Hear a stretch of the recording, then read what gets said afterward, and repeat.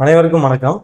இப்போ வரப்போகிற குரூப் 2 தேர்வுக்கு புதுசாக படிக்க ஸ்டார்ட் பண்ணியிருக்கவங்க தமிழை பொறுத்த வரைக்கும் எப்படி படிக்கணும், என்னென்ன புத்தகங்கள் படிக்கணும் அப்படிங்கிறத பற்றி தான் நம்ம பார்க்க போகிறோம்.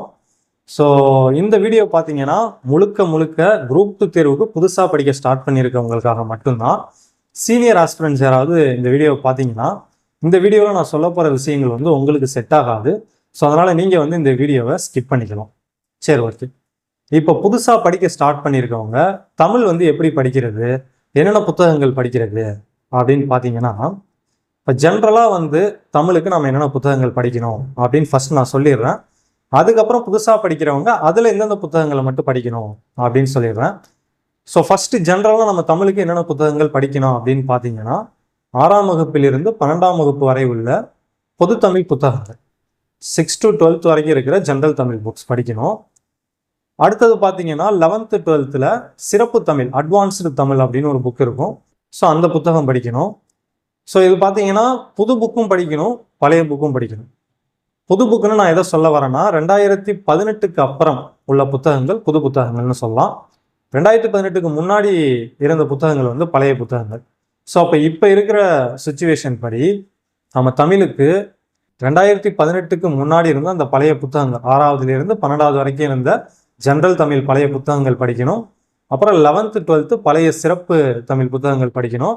அதே மாதிரியே 2018க்கு அப்புறம் இப்போ இருக்கிறதா நியூ புக்ஸ் நம்ம சொல்கிறோம் இல்லையா, அந்த புத்தகங்கள் 6ஆவதுலேருந்து 12ஆவது வரைக்கும் இருக்கிற பொது தமிழ் புத்தகங்கள் படிக்கணும். அதுக்கப்புறம் 11th 12th சிறப்பு தமிழ் புத்தகங்கள் படிக்கணும். இப்போ இது போக இது ஸ்கூல் புக்ஸ், இப்போ நான் சொன்னது ஸ்கூல் புக்ஸ். இது போக நம்ம எக்ஸ்ட்ராவாக என்னென்ன புத்தகங்கள் படிக்கணும் அப்படின்னு பார்த்தீங்கன்னா, பழமொழி 400 அப்படின்னு ஒரு புத்தகம் இருக்கும், அது படிக்கிற மாதிரி இருக்கும். அதுக்கப்புறம் மரபு தொடர் அகரவரிசைன்னு ஒரு புத்தகம் இருக்கும், அது படிக்கணும். அதுக்கப்புறம் மயங்கொலி சொல் அகராதி அப்படின்னு ஒரு புத்தகம் இருக்கும், அது படிக்கணும். அதுக்கப்புறம் தமிழ் சொல் வளம்னு நினைக்கிறேன், இளங்குமரனார் எழுதுனது, அந்த புத்தகம், இதையும் படிக்கிற மாதிரி இருக்கும். ஸோ இது ஜென்ரலாக இப்போ இருக்கிற சுச்சுவேஷனுக்கு குரூப் 2க்கு இந்த புத்தகங்கள்லாம் படிக்கிற மாதிரி இருக்குது. இப்போ இதில் புதுசாக ப்ரிப்பேர் பண்ணுறவங்களுக்கு நான் சொல்கிற சஜஷன் என்னென்னா, நீங்கள் ஸ்கூல் புக்ஸை மட்டும் படிங்க.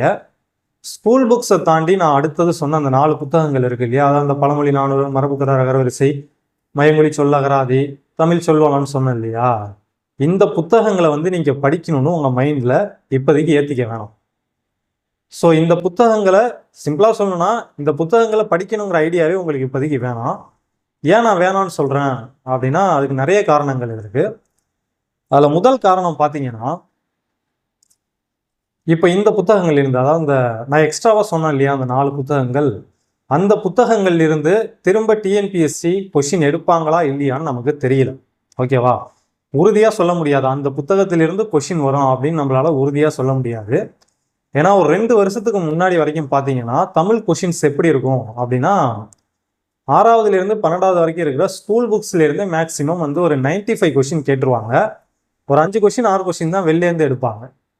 அப்போ சிறப்பு தமிழ்லேருந்து கூட கொஷின் கேட்க மாட்டாங்க, முழுக்க முழுக்க அந்த பொது தமிழ்லேருந்து தான் கேட்பாங்க. நான் சொல்கிறது ஒரு 2 வருஷத்துக்கு முன்னாடி. அதுக்கப்புறம் என்ன பண்ணாங்க அப்படின்னு பார்த்தீங்கன்னா, சிறப்பு தமிழ்லேருந்து கேட்க ஆரம்பித்தாங்க. பொது தமிழ் ப்ளஸ் சிறப்பு தமிழ் இதிலேருந்து கொஷின்ஸ் கேட்க ஆரம்பித்தாங்க. அதுக்கப்புறம் இப்போ லாஸ்ட்டாக நடந்த குரூப் 2A மெயின்ஸ், அதுக்கப்புறம் இப்போ லாஸ்ட்டாக நடந்த இந்த குரூப் 4, இதிலலாம் பார்த்தீங்கன்னா வெளில இருந்தும் நிறைய புத்தகத்திலிருந்து கொஷின் கேட்க ஸ்டார்ட் பண்ணியிருக்காங்க. ஸோ அப்போ அவங்க என்ன பண்ணுறாங்கன்னா, இப்போ ரீசெண்டாக ஒரு 3 இயர்ஸில் பார்த்தீங்கன்னா ஒவ்வொரு எக்ஸாமுக்கும் அவங்க புதுசாக புத்தகங்களை ஆட் பண்ணிக்கிட்டே போகிறாங்க.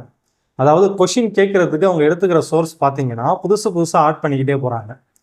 ஸோ இப்போ நான் சொன்ன இந்த 4 புத்தகங்களும் பார்த்தீங்கன்னா குரூப் 2A மெயின்ஸு, அதுக்கப்புறம் குரூப் 4, இதில் கேட்கப்பட்ட வினாக்களை பேஸ் பண்ணி தான் இப்போ இந்த 4 புத்தகங்கள் நாம் படிக்கணும் அப்படிங்கிற மாதிரி நான் சொன்னேன். ஆனால் இதில் என்ன ஒரு சிக்கல்னா, திரும்பவும் அவங்க இந்த 4 புத்தகத்திலிருந்து தான் கொஷின் எடுப்பாங்களா அப்படின்னு நம்மளால் உறுதியாக சொல்ல முடியாது.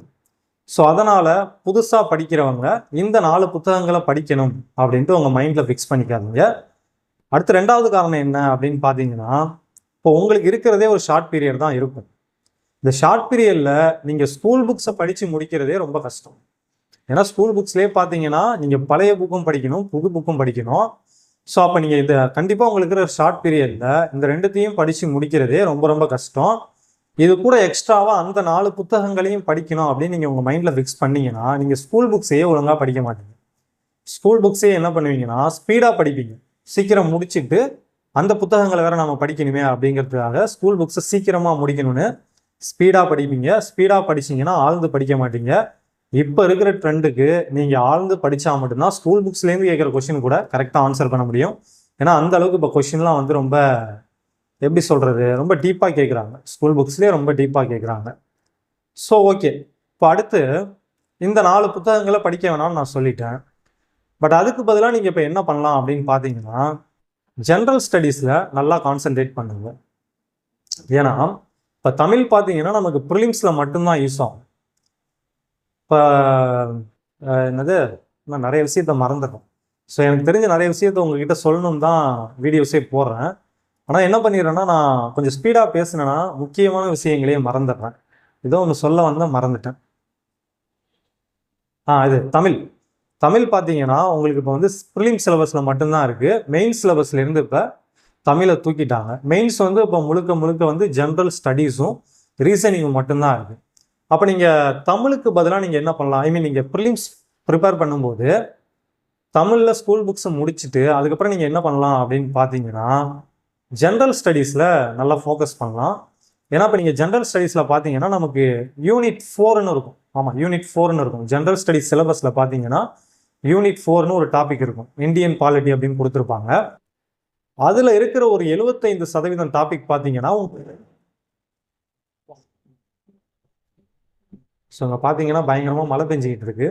ஒரு பெரிய இடி சவுண்டு கேட்டுச்சு, அதில் லைட்டாக கொஞ்சம் டிஸ்ட்ராக்ட் ஆகிட்டேன். என்ன சொல்லிக்கிட்டு இருந்தேன், குரூப் 2 ப்ரிலிம் சிலபஸில் பார்த்தீங்கன்னா ஜிஎஸ்ல யூனிட் 4 இந்தியன் பாலிட்டி அப்படின்னு ஒரு டாபிக் இருக்கும். அந்த டாப்பிக்கில் இருக்கிற 75% டாபிக் வந்து நமக்கு குரூப் 2A மெயின்ஸ்லேயும் இருக்கும். அதே மாதிரி அது கீழே பார்த்தீங்கன்னா unit 5 Indian economics and development administration இன் தமிழ்நாடுன்னு ஒரு டாபிக் இருக்கும். அதில் அந்த டெவலப்மெண்ட் அட்மினிஸ்ட்ரேஷன் இருக்கு இல்லையா, தமிழ்நாட்டுடைய டெவலப்மெண்ட் அட்மினிஸ்ட்ரேஷனுங்கிற அந்த டாப்பிக்கில் இருக்கிற ஒரு 80% டாபிக் பார்த்தீங்கன்னா நமக்கு குரூப் 2A மெயின்ஸ்லையும் யூஸ் ஆகும்.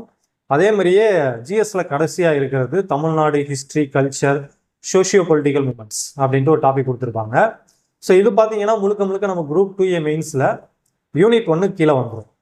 ஸோ அப்போ நீங்கள் தமிழுக்கு ஸ்கூல் புக்ஸை மட்டும் படிச்சுட்டு அதுக்கப்புறம் நீங்கள் முழுக்க என்ன பண்ணலாம்னா இந்த 3 டாப்பிக்கில் வந்து நீங்கள் கான்சன்ட்ரேஷன் பண்ணலாம். ஏன்னா நான் ஏற்கனவே சொன்ன மாதிரி தமிழ் வந்து உங்களுக்கு ப்ரிலிம்ஸில் மட்டும்தான் யூஸ் ஆக போகுது. ஆனால் இப்போ நான் சொன்ன இந்த 3 டாபிக்னு பார்த்தீங்கன்னா உங்களுக்கு மெயின்ஸ்லையும் யூஸ் ஆகும்.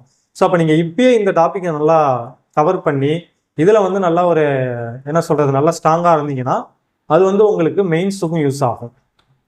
அண்ட் அதே மாதிரியே நான் ஏற்கனவே சொன்ன மாதிரி நான் தமிழுக்கு எக்ஸ்ட்ராவாக சொன்ன அந்த 4 புத்தகங்கள்ல இருந்தால் திரும்பியும் கொஸ்டின் கேட்பாங்களா அப்படின்னு நமக்கு உறுதியாக தெரியாது. ஸோ அதனால தான் வந்து நான் தமிழுக்கு வந்து அந்த 4 புத்தகங்களை படிக்க வேணாம் அப்படின்னு சொன்னேன். ஸோ ஒருவேளை நீங்கள் கொஞ்சம் ஸ்பீடாக படிக்கிறவங்களா இருந்து உங்களுக்கு நல்ல மெமரி பவர், நல்ல அண்டர்ஸ்டாண்டிங் பவர்லாம் இருந்து தமிழ், ஆப்டிடியூட், அதுக்கப்புறம் ஜிஎஸ் இது எல்லாத்தையுமே நீங்கள் ஓரளவுக்கு கவர் பண்ணிவிட்டு அதுக்கப்புறம் உங்களுக்கு டைம் இருந்தால் மட்டும் அந்த எக்ஸ்ட்ராவாக இருக்கிற அந்த 4 புத்தகங்களை படிங்க. மற்றபடி புதுசாக படிக்கிறவங்க அந்த 4 புத்தகங்களை படிக்கணும் அப்படிங்கிற அந்த ஒரு தாட் ப்ராசஸ்க்குள்ள இப்போதைக்கு நீங்கள் போக வேண்டிய அவசியமே கிடையாது. இன்னும் ஓப்பனாக சொல்லப்போனால் இந்த 4 புத்தகங்களை நீங்கள் படிக்கவே இல்லைனா கூட தமிழை பொறுத்த வரைக்கும் ஸ்கூல் புக்ஸை நீங்கள் தெளிவாக படிச்சுட்டு மற்ற சப்ஜெக்ட்லாம் நல்லா படிச்சிருந்தாலே டெஃபினட்டாக ப்ரிலிம்ஸில் நீங்கள் ஈஸியாக கிளியர் பண்ணிடலாம். ஆனால் அதுக்கு நீங்கள் என்ன பண்ணணும்னா தமிழை பொறுத்த வரைக்கும் ஸ்கூல் புக்ஸை வந்து நல்லா டீப்பாக படிச்சிருக்கணும். ஸ்கூல் புக்ஸை பேஸ் பண்ணி கேட்குற எந்த ஒரு கொஷனுக்கும் நீங்கள் தப்பாக ஆன்சர் பண்ணிடக்கூடாது. அதே மாதிரி நீங்கள் படித்த மற்ற சப்ஜெக்ட்லேருந்து கேட்க போகிற எந்த ஒரு கொஷனுக்கும் நீங்கள் தப்பாக ஆன்சர் பண்ணிடக்கூடாது. சிம்பிளாக சொல்லணும்னா நீங்கள் படிச்சிருக்கீங்க இல்லையா, இந்த படிச்சிருக்கிற டாபிக்ஸ்லேருந்து அவங்க கேட்க போகிற கொஷனுக்கெல்லாம் நீங்கள் தப்பாக ஆன்சர் பண்ணிடாமல் கரெக்டாக ஆன்சர் பண்ணாலே போதும். டெஃபினட்டாக ப்ரிலிம்ஸை நீங்கள் ஈஸியாக கிளியர் பண்ணிடலாம். அண்ட் அதே மாதிரியே ஒருவேளை இப்போ நான் வந்து தமிழை பொறுத்த வரைக்கும் ஸ்கூல் புக்ஸ் கம்ப்ளீட் பண்ணிட்டேன், மற்ற சப்ஜெக்டும் நான் ஓரளவுக்கு எல்லாமே முடிச்சிட்டேன் அப்படிங்கிற மாதிரி யாராவது இருந்தால் மட்டும் அவங்க மட்டும் கடைசியாக டைம் இருந்ததுன்னா இந்த எக்ஸ்ட்ராவாக இருக்கிற இந்த 4 புத்தகங்களை படிங்க. ஆனால் என்னை பொறுத்த வரைக்கும் இந்த 4 புத்தகங்களை நீங்கள் படிக்காமல் விட்டால் கூட மற்ற சப்ஜெக்ட்லாம் நல்லா படிச்சிருந்தா டெஃபினட்டாக நீங்கள் ப்ரிலிம்ஸை ஈஸியாக கிளியர் பண்ணிடலாம். ஸோ அதனால் அந்த 4 புத்தகங்களை நாம் இன்னும் படிக்கவே இல்லையே, அந்த 4 புத்தகம் ரொம்ப அதிகமாக இருக்கே, நம்ம படிக்காமல் விடுறோமே, ஸோ அதனால் நம்ம வந்து கிளியர் பண்ண முடியாமல் போயிடுமோ அப்படிங்கிற மாதிரியான நெகட்டிவ் தாட்ஸ்லாம் கண்டிப்பாக உங்களுக்கு தேவையே இல்லை. அந்த 4 புத்தகங்களுடைய உதவி இல்லாமலேயே கண்டிப்பாக அவங்களால கிளியர் பண்ண முடியும். நன்றி.